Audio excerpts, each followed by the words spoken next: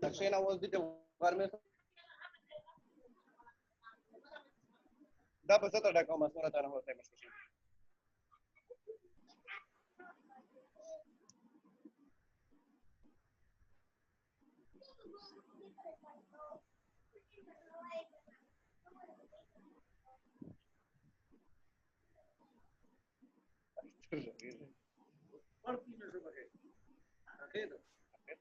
Ahorita me está por sacar. Por sacar la verdad de tocar la camisa de la rivalina.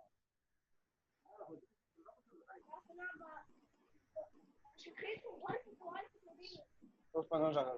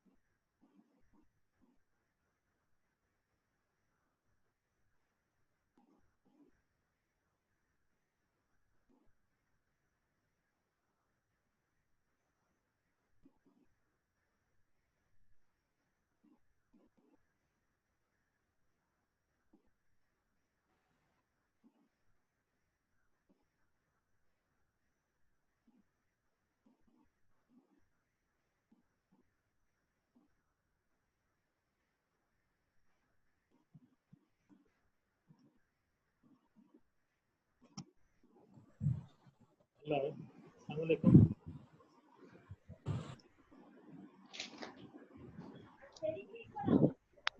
Hello बेटा, आवाज आ रही सबको? जी जी sir जी। अच्छा, मुझे ये बताएं, मैंने प्रेजेंटेशन भेजी थी आपके सीआर को, तो आप सब लोगों को मिल गई है? No sir. आपके सीआर है ना इमरान सर, मैं आज इनको सेंड कर दूंगा, कुछ इश्यूज की वजह से मैं डाउनलोड नहीं कर सका। चलिए बेटा, इनको कर दें आज सब। यस सर, आज। चलो ठीक है जी, ठीक है, शुरू करते हैं।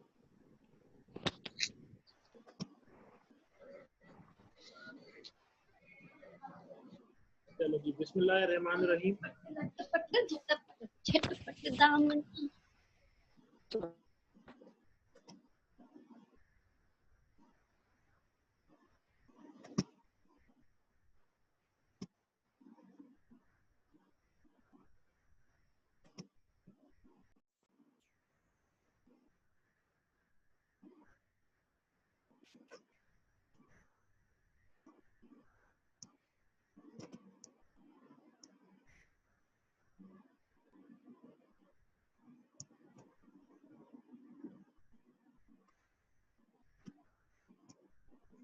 अभी इतने वर्ष हो गया।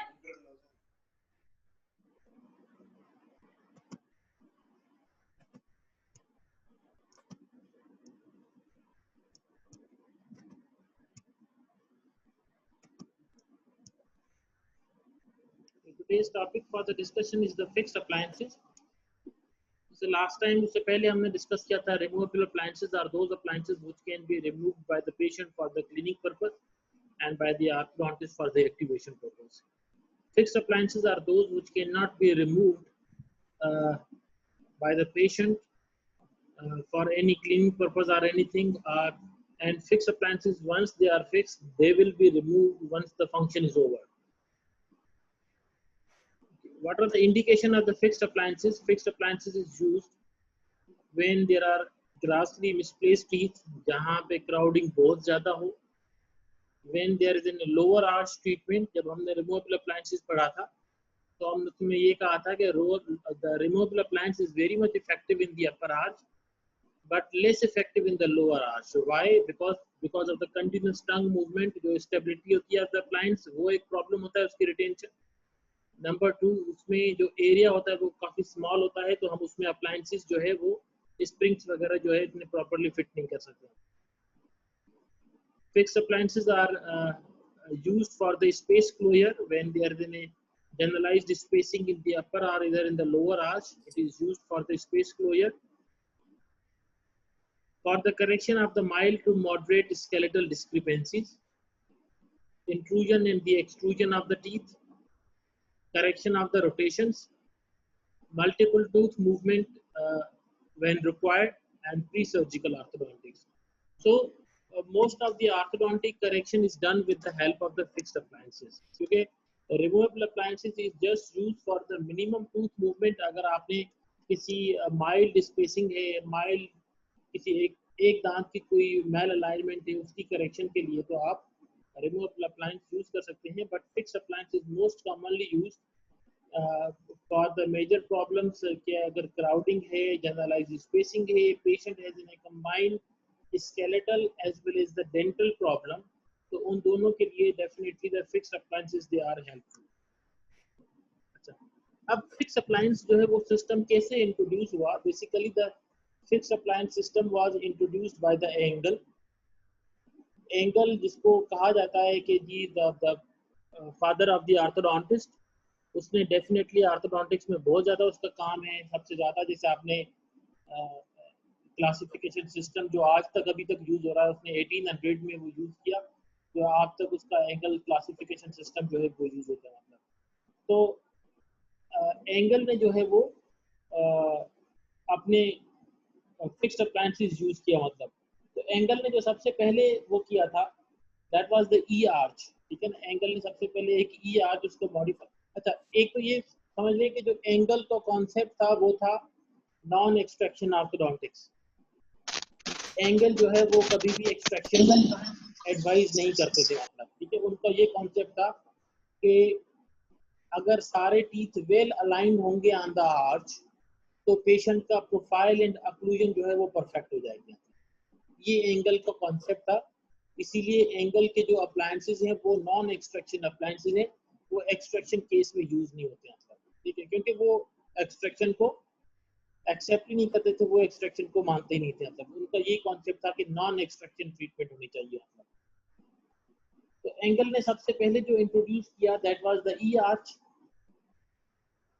उसमें क्योंकि ये बेसिकली फिक्स्ड अप्लायंसेस जो है वो टॉपिक मैडम सुबह का है, तो वो आपको फर्दर डिटेल में जाके सारी चीज़ें पढ़ा देंगी. मैं सिर्फ एक कॉन्सेप्ट दे दूं क्योंकि नेक्स्ट टाइम मैंने बायोमैकेनिक्स पढ़ाना है. सबसे पहले एंगल ने ई आर्च को इंट्रोड्यूस किया, देन थोड़े अर्से बाद उसको मॉडिफाई करके उसने pin and tube appliance system जो है उसको इंट्रोड्यूस किया, and after that he introduce the ribbon arch. इस हर अप्लायंस में वो थोड़ी थोड़ी मॉडिफिकेशन करते गए for the different movements of the teeth. ठीक है, डेफिनेटली जो आजकल हम अप्लायंसेस यूज करते हैं वो एंगल अप्लायंसेस से काफी डिफरेंट है. मतलब ठीक है, वो काफी मॉडिफाइड है, काफी डिफरेंट है। लेकिन जो सबसे पहले जो फिक्स अप्लायंसेस यूज हुए वो एंगल ने यूज किए, and that was the E arch that was used by the angle, and then pin and tube appliance, and after that use the ribbon arch. अच्छा, एंगल के बाद क्या हुआ, एक एंगल का स्टूडेंट था, उसने ये कॉन्सेप्ट दिया कि ये जो एंगल का कॉन्सेप्ट है नॉन एक्सट्रैक्शन ट्रीटमेंट, वो कॉन्सेप्ट गलत है। उसने कहा कि पेशेंट्स प्रोफाइल क्राउडिंग क्यों होती है, क्राउडिंग इसलिए होती है when there is discrepancy in the space available and the space required. जब भी डिस्क्रिपेंसी होगी कि आपका टीथ का स्पेस ज्यादा हो और आर्च का स्पेस कम हो, तो there will be the crowding in the arch, and इसीलिए जो है वो एक्सट्रैक्शन एडवाइजेबल है। And that was the tweet ने फिर ये कॉन्सेप्ट दिया कि ये एक्सट्रैक्शन करें। मतलब ट्वीट के बाद जो है वो बेग अप्लायंस आ गया, मतलब ठीक है। फिर Begg appliance they were more modified as compare to the Angle appliance. मतलब after the bag appliance there was modification to the edge-wise appliance system. फिर edge-wise appliance system further classified किए गए into the standard edge-wise and the straight wire appliance system, जो कि आजकल most commonly use होता है, that is the straight wire appliance system. अच्छा, फिर straight wire appliance system को और further modify किया गया, मतलब उन्होंने जो है वो tip edge appliance system use किया। मतलब अब जितनी भी modifications आजकल चल रही हैं, they are basically the modifications of the straight wire appliance system. ठीक है, ये आगे बताता हूँ कि स्ट्रेट वायर अप्लायंस और स्टैंडर्ड एज वाइज में बेसिकली फर्क क्या होता है। मतलब जो अप्लायंस सिस्टम होते हैं that is the Begg appliance, edgewise appliance and the tip edge appliance. ठीक है, जो आजकल यूज होता है most commonly that is the straight wire appliance system, जो हम लोग यूज करते हैं, या इवन वर्ल्ड वाइड जो आजकल यूज होता है that is the straight wire appliance system. Tip edge होता है लेकिन बहुत कम ट्रिप एज यूज होता है। बेग अप्लायंस बिल्कुल भी यूज नहीं होता। मतलब ये अब डेफिनेटली ऑब्सोलीट हो गए ये। हाँ, बेग अप्लायंस के कुछ मैकेनिक्स ऐसे हैं जो कि हम यूज करते हैं, इवन आज तक भी कुछ अप्लायंस उसकी जो मैकेनिक्स ऐसे हैं for the different types of the tooth movement, वो हम उसको मॉडिफाई करके वो उसके सिर्फ कुछ मैकेनिक्स को यूज करते हैं, but overall Begg appliance use नहीं होता। In the bag appliance, there was the vertical slots, stainless steel wires used होती थी, and auxiliary springs for control of the root position.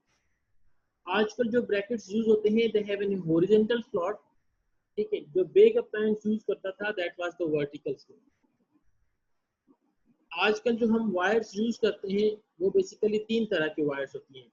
Number 1 is the springy wires, जिसको nitrile wires कहा जाता है। Number 2 is the stainless steel wire, and number 3 is the TMA wires. TMA wires come use होती है क्योंकि वो थोड़ी सी costly होती है, but TMA wires is better क्योंकि वो स्टिफ भी होती है और उसमें स्प्रिंगीनेस भी होती है। But in the bag appliance they were using only and only the stainless steel wires.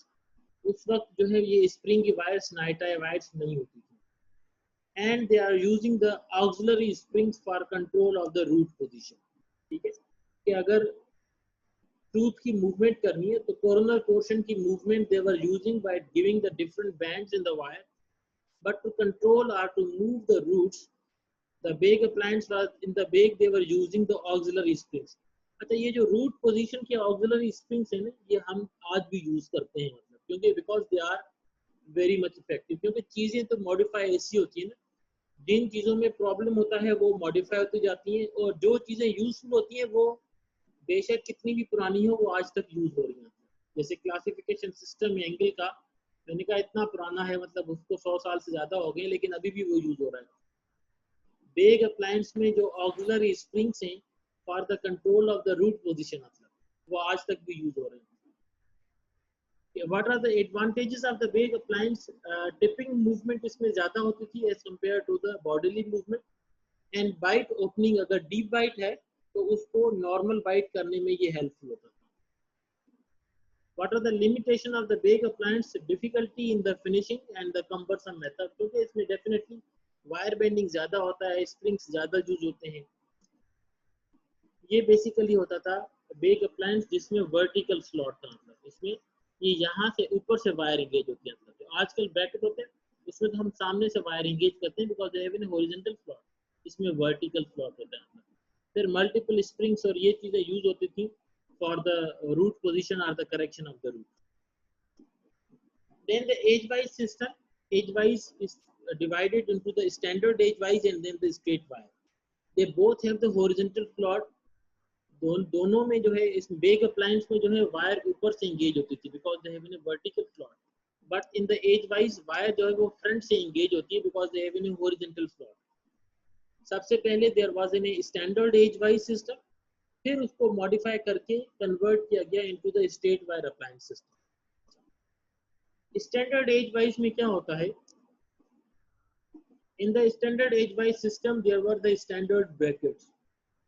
Okay, the brackets of the central, lateral, canine, premolars, they were of the same, उसकी जो शेप था वो almost same था, उसमें कोई changes नहीं किया क्योंकि स्टैंडर्ड, अगर सपोज करें राइट का ब्रैकेट लेफ्ट पे लगा दे तो कोई फर्क नहीं होता था क्योंकि स्टैंडर्ड ब्रैकेट होते थे वो, अगर राइट सेंट्रल का ब्रैकेट लेफ्ट सेंट्रल पे लगा दे तो कोई इशू नहीं होता मतलब in the standard edgewise, क्योंकि ब्रैकेट की बेस की थिकनेस, उसका फेस का शेप, उसका angulation, they are the same, वो सारी चीजें सेम होती थी, बट उसमें चेंजेस क्या होती थी, first, second and third order bends they were given in the wire. Basically wire bending करके हम जो है वो टीथ की मूवमेंट करते थे। अब इसमें क्या है, अगर आप ये तस्वीर देखें, सपोज इसमें ये वायर यहाँ से स्ट्रेट आ रही है, फिर यहाँ पे लेटरल इंसाइजर की पोजीशन पे थोड़ी सी इन हो गई, फिर केनाइन पे थोड़ी सी आउट हो गया। मतलब ये जो वायर बेंडिंग दे रहे थे, they were giving just to correct the anterior posterior position, जो लेबियोलिंगुअल पोजीशन होती है टूथ की, उसको करेक्ट करने के लिए ये वायर बेंडिंग की जाती है ताकि टीथ है वो अपनी नॉर्मल लेबियोलिंगुअल पोजीशन में। जो मीजियोडिस्टल पोजीशन होती है, to correct the mesiodistal position, अगर हम इस टूथ को देखें तो the tooth is mesially inclined और रूट उसकी डिस्टल है। तो according to the standard edgewise, क्योंकि ये सारे ब्रैकेट्स तो स्टैंडर्ड है, इस ब्रैकेट के अंदर कोई और चीज मॉडिफाइड नहीं है, तो क्या कर रहे थे कि वायर्स को बेसिकली मॉडिफाई कर रहे थे, they were changing the wire, there were bands given in the wire. अब जब ये वायर हम बैंड दे के इस ब्रैकेट में एंगेज करेंगे तो क्या करेगा, ये टूथ को अपराइट करेगा, इसकी रूट जो है वो मीजियल आएगी और क्राउन जो है वो स्ट्रेट हो जाएगा। And this is basically the third order band. अगर आपने रूट को जो है वो लेबियोलिंगुअली मूव करना है तो ये बैंड, इसको कहा जाता है थर्ड ऑर्डर बैंड और the torque band. It is also given in the bands. ठीक है, तो याद रखिए, the first order, second order and the third order band. First order is the labiolingual band, second order is the mesiodistal band, and the third order is the labiolingual position of the root, उसका band होता है। in the standard age wise these bands were given in the wire, क्योंकि bracket में कोई ऐसी चीज modified नहीं होती थी। ठीक है, ब्रैकेट तो स्टैंडर्ड होते थे। अगर सपोज करें कि आपको लेफ्ट सेंट्रल का ब्रैकेट मिस हो गया तो आप राइट सेंट्रल का उस पर लगा दें, कोई फर्क नहीं पड़ता। ठीक है, ये अब ये तो स्टैंडर्ड एज वाइज में हम कर सकते थे आपका, बट जो आजकल चलता है straight wire appliance, straight wire appliance में हम ये चीजें नहीं कर सकते। स्ट्रेट वायर अप्लायंस में जो राइट सेंट्रल का ब्रैकेट है वो राइट पे लगेगा, वो अगर हम लेफ्ट पे कर देंगे तो उसमें चेंजेस आ जाएंगे। सर वो चेंजेस क्यों आएंगे वो मैं आगे इसमें बता रहा हूँ। स्टैंडर्ड एज वाइज में standard brackets and first, second and third order bends are given in the wire. ये अब इसमें डिटेल लिखा हुआ है कि किस टूथ पे जो है वो हम कौन सी पोजीशन या मूवमेंट देंगे, इसको आप छोड़ दें, बस ये कॉन्सेप्ट आपका क्लियर होना चाहिए कि in the standard edgewise there are standard brackets used and first, second and third order bends they are given in the wire. What are the limitations of the standard age wise? It's an skill sensitive and increase the chair side time. Why skill sensitive or increase the chair side time? Because जो हमने movement करनी है that is through the basically the wire bending. हम wire को bends करने हैं, different different wire की bending देके उससे हमने डिफरेंट मूवमेंट्स अचीव करनी है। दैट्स व्हाई जिसकी वायर बेंडिंग बेहतर होती थी वो डेफिनेटली उसके रिजल्ट्स अच्छे होते थे। ये पहले कॉन्सेप्ट होता था कि सबसे अच्छा ऑर्थोडोंटिस्ट वो है जिसकी वायर बेंडिंग अच्छी है, क्योंकि डेफिनेटली सारी चीजें वायर बेंडिंग से पहले हो रही थी ना। बट अब कॉन्सेप्ट डिफरेंट है। अब ये है कि सबसे अच्छा ऑर्थोडोंटिस्ट वो होता है जिसकी ब्रैकेट पोजीशनिंग अच्छी हो। The orthodontist who will place the brackets properly, ठीक है ना, उसके रिजल्ट्स अच्छे होंगे। अच्छा, अब स्ट्रेट वायर अप्लायंस सिस्टम में क्या होता है? In this the straight wire is used, first, second and third order bands they are built in within the brackets. ये difference समझें between the standard edge wise and the straight wire appliance system, that in the standard edge wise straight standard brackets and the bands are first, second and third order bands they are given in the wires. In the straight wire appliance system wire में कोई bending नहीं होती, wire हम straight ही use करते हैं। वो जो bands पहले जो वायर में दिया करते थे, now these bends they are built in with in the bracket. मतलब कि ये जैसे मैंने जो ये कहा कि ये डिटेल्स में स्लाइडें लिखी हुई है, इसमें लिखा हुआ है कि हर टूथ पे कौन सी बेसिकली कहाँ पे बैंड इनकॉर्पोरेट होगा। अब ये सारे बैंड्स क्या होते हैं? Now these bends they are built in with in the brackets. Company जब मैन्युफैक्चर करती है ब्रैकेट्स, तो ये बैंड्स उस ब्रैकेट्स में इनकॉर्पोरेट कर देते। नाउ सपोज जैसे ये ब्रैकेट है, इस ब्रैकेट में this is the slot of the bracket, these are the wings of the bracket, this is the base of the bracket and इसकी बैक साइड पे इसका मेश होता है। अच्छा, अब ये अगर आप ये तस्वीर देखें इसमें यहाँ पे, तो यहाँ पे बैंड दिया गया है to labially move the canine, canine को जरा बाहर निकालने के लिए, लेबियली मूव करने के लिए यहाँ पे बैंड दिया गया। बट अगर आप ये देखें, ये स्ट्रेट वायर अप्लायंस में क्या है? कोई बैंड नहीं है, but the position of the canine is well aligned, normally position as compare to this. वही पोजीशन तो हम वही अचीव कर चुके हैं विद द वायर बेंडिंग के साथ भी एंड विदाउट वायर बेंडिंग भी। तो ये मॉडिफाई इसलिए किया गया क्योंकि वो जो वायर बेंडिंग वाला जो प्रोसीजर था वो डेफिनेटली बहुत ज़्यादा लेंथी प्रोसीजर था, टाइम टेकिंग प्रोसीजर था, इसलिए उसको कम करके कि जो बेंडिंग्स हम वायर में करते थे, now these things they are built in with in the bracket. अच्छा, वो बिल्ट इन कैसे होती है? फर्स्ट ऑर्डर कैसे बिल्ट होगा with in the bracket, second order कैसे होगा एंड थर्ड ऑर्डर कैसे होगा? फर्स्ट ऑर्डर ब्रैकेट मैंने कहा जो फर्स्ट ऑर्डर बैंड होता है that is the labiolingual band. अगर सपोज करें कि जो ये पोजीशन है, जो इसने यहाँ पे बैंड देके केनाइन को बाहर मूव किया हुआ है, इसमें ऐसी कौन सी चीज है कि ये केनाइन खुद ब खुद बाहर आ गया? उसमें ये है कि जो इसका बेस होगा ना, इसकी बेस की थिकनेस में फर्क होता है। ऑल द ब्रैकेट्स, सेंट्रल के ब्रैकेट की बेस की थिकनेस डिफरेंट होगी, लेटरल की बेस की थिकनेस डिफरेंट होगी, केनाइन की डिफरेंट होगी, प्रीमोलर्स की डिफरेंट होगी। ये जो मैश वाला पोर्शन होगा जो कि जाके फिट करेगा with the facial surface, labial surface of the tooth, वो तो सब में सेम होगा, ठीक है। ये जो थिकनेस होती है ना, यहाँ पे इस थिकनेस को चेंज करती है by changing the thickness of the base. वो क्या हो रहा था कि फर्स्ट ऑर्डर बैंड इनकॉर्पोरेट होता है। मतलब सपोज करें कि सेंट्रल इंसाइजर जो है वो 1 मिलीमीटर लेबियल हो as compare to the lateral incisor, तो ये क्या करते हैं कि सेंट्रल इंसाइजर की बेस की थिकनेस जो है वो थोड़ी सी थिन रखेंगे और लेबियल की ज्यादा रखेंगे, लेटरल की ज्यादा रखेंगे, तो ऑटोमेटिकली सेंट्रल बाहर आ जाएगा। So the first order band is inbuilt with in the base of the bracket, उसकी थिकनेस को चेंज करना। Now the second order band जो and the third order band, second order band क्या होता है? ये फेस में होता है, this is known as the face of the bracket. ये जो एंटीरियर पोर्शन होता है, अगर मैग्नीफाइंग ग्लास के साथ आप ब्रैकेट्स को देखेंगे, उनकी बेस भी डिफरेंट होगी, उनका फेस भी डिफरेंट होगा। तो दिस इज फेस में इनकॉर्पोरेटेड होता है द फर्स्ट और second order bend. And then the third order bend that is the torque band.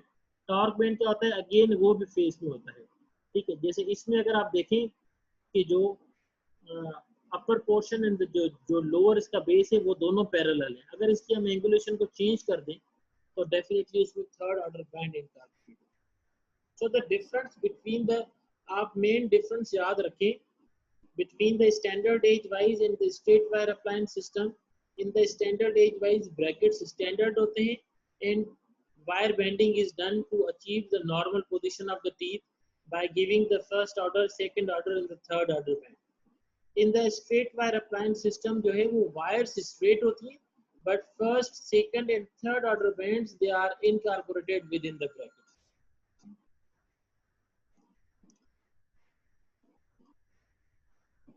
Okay, first order bands are built into the base of the bracket.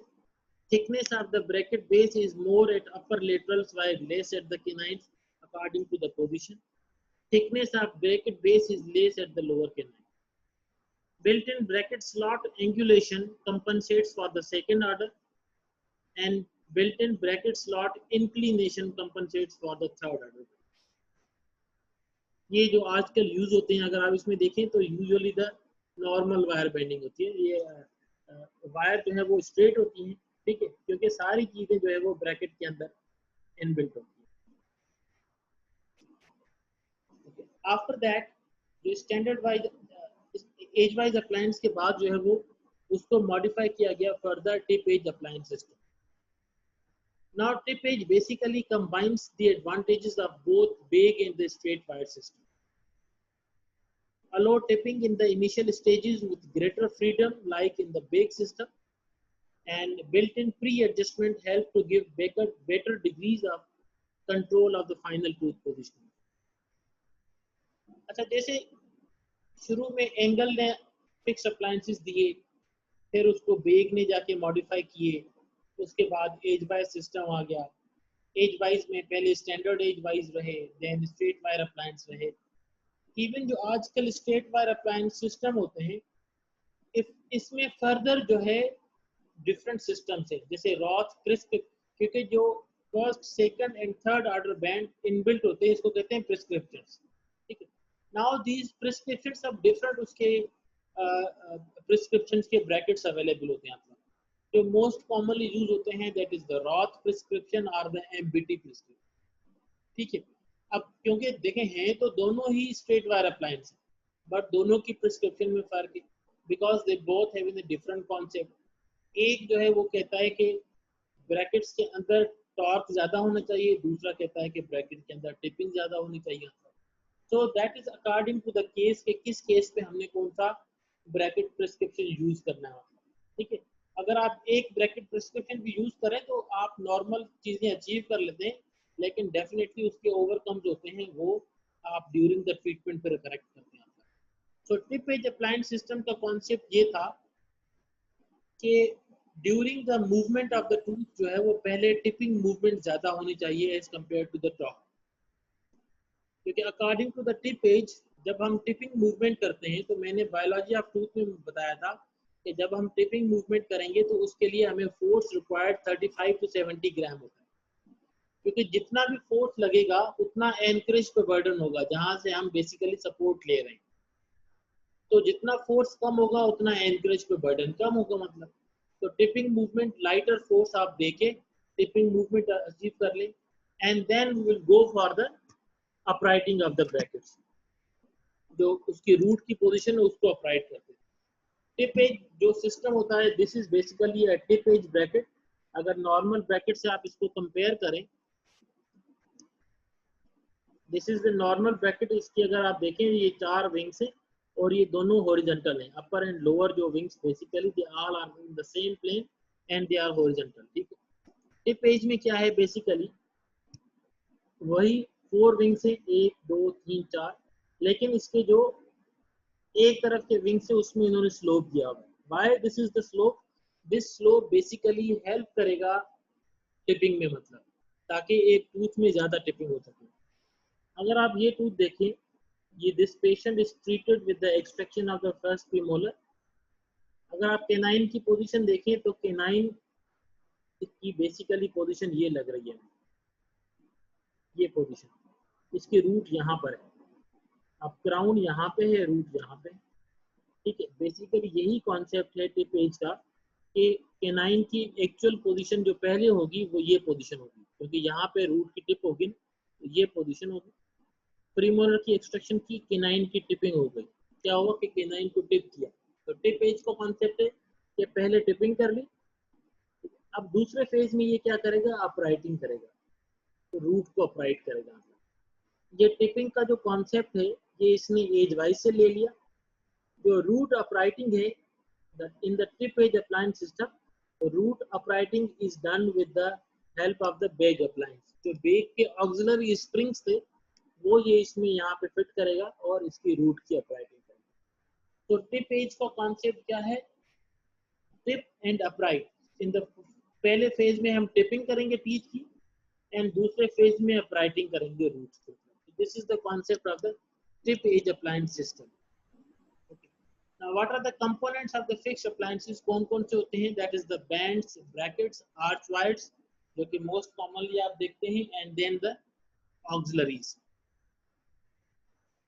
Molar bands जो हम use करते हैं, why the molar bands are used? Because sometime when we use the molar bands, we have to हमने कोई चीजें solder करनी होती है on the labial surface or the lingual surface. तो wire solders करने के लिए basically bands use किए जाते हैं। Bands are the metal rings to which buckle and as required lingual attachments are soldered or welded. Bands can have in a single tube, double tube or the triple tube, depend। जैसे जो maxillary bands होते हैं उसमें usually triple tube होते हैं। एक tube जो होता है that is of the main archwire slot होता है, एक accessory slot होता है number 1, जो third होता है वो basically headgear tube होता है। Bands are usually placed on the molars but can be placed on the other teeth, most commonly premolars में भी हम कभी-कभी use करते हैं। Before band insertion, separators are placed for 3 to 7 days ताकि क्योंकि there are the tight contacts between the teeth, उस contacts को break करने के लिए separators use किए जाते हैं। And then bands are cemented with the GIC. Bracket component of the bracket are the wings, slot size, base and the mesh। ठीक है, ये इसकी विंग्स होती है, ये इसका हुक होता है, ये बेसिकली स्लॉट साइज होती है। दो तरह के ब्रैकेट्स अवेलेबल होते हैं with two size of the bracket slot. एक होता है 18 into 28, दूसरा होता है 22 into 28। जो इसकी डेप्थ होती है दैट इज द 28, वो तो दोनों में सेम होती है, डेप्थ इसकी 28 होगी। ठीक है, जो बेसिकली इसकी विड्थ होती है मतलब, ठीक है, वो 18 स्लॉट भी हो सकती है, 22 स्लॉट भी हो सकती है। इसको हम ऐसे करते हैं कि भाई 18 स्लॉट के ब्रैकेट्स यूज हुए हुए या 22 स्लॉट ब्रैकेट्स यूज हुए हुए। तो बेसिकली दोनों में डिफरेंस क्या होता है, कोई डिफरेंस नहीं होता, दोनों का सेम फंक्शन होता है, सेम चीजें होती हैं मतलब। ठीक है, 18 स्लॉट अगर हम यूज करेंगे तो उसमें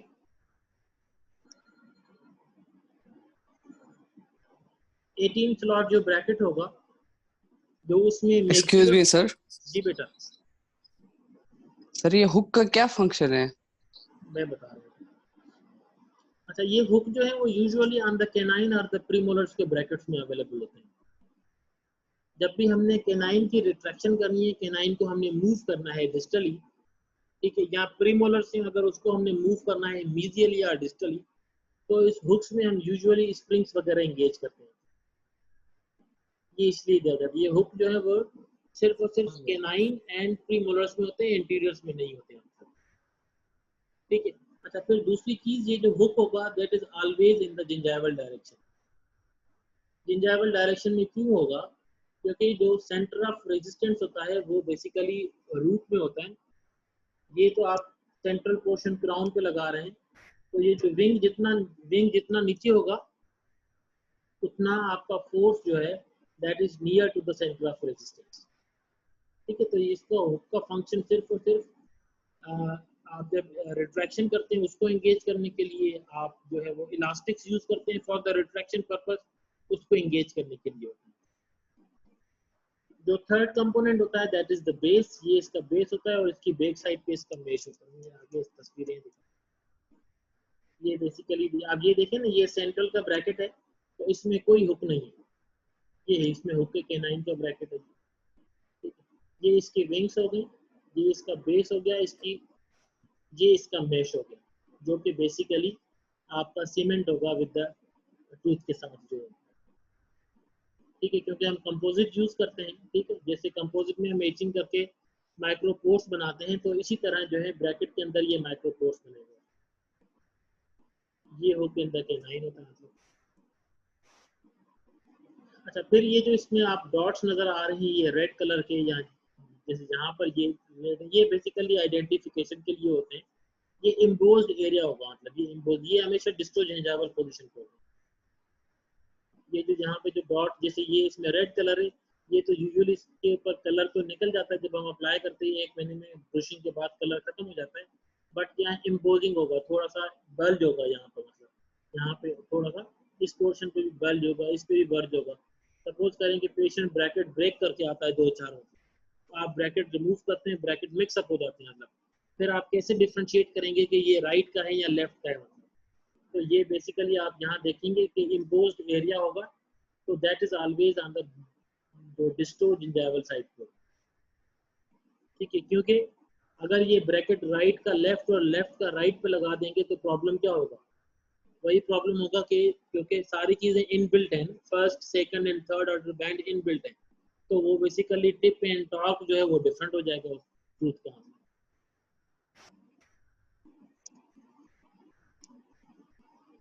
okay, then bonding technique for the brackets को हम बॉन्ड कैसे करते हैं? There are the 2 techniques, direct bonding technique और द इनडायरेक्ट बॉन्डिंग टेक्निक।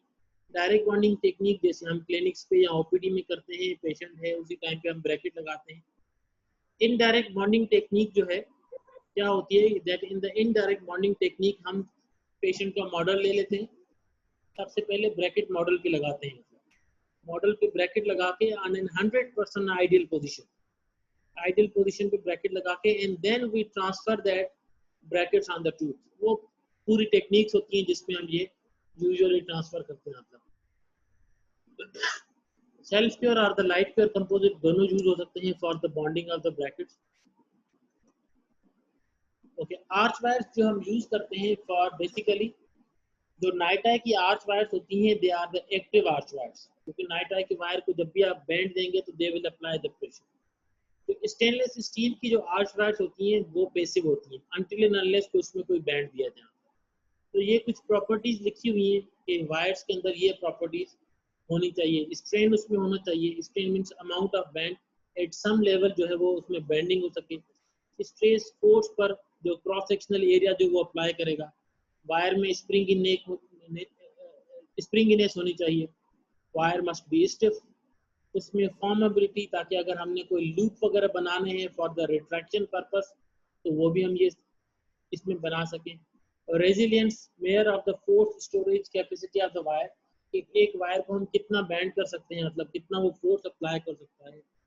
और range of the movement wire की ज़्यादा होनी चाहिए। And plastic deformation, when a wire is bend beyond it's elastic limit तो वो वायर यूजुअली ब्रेक हो जाएगी। मतलब तो ये है कि इस wire most of the wires में क्या प्रॉपर्टी होनी चाहिए। मतलब याद रखें कि जो नाइट आई की वायर है उसमें स्प्रिंगी बेक जो स्प्रिंगीनेस है वो ज़्यादा होनी चाहिए।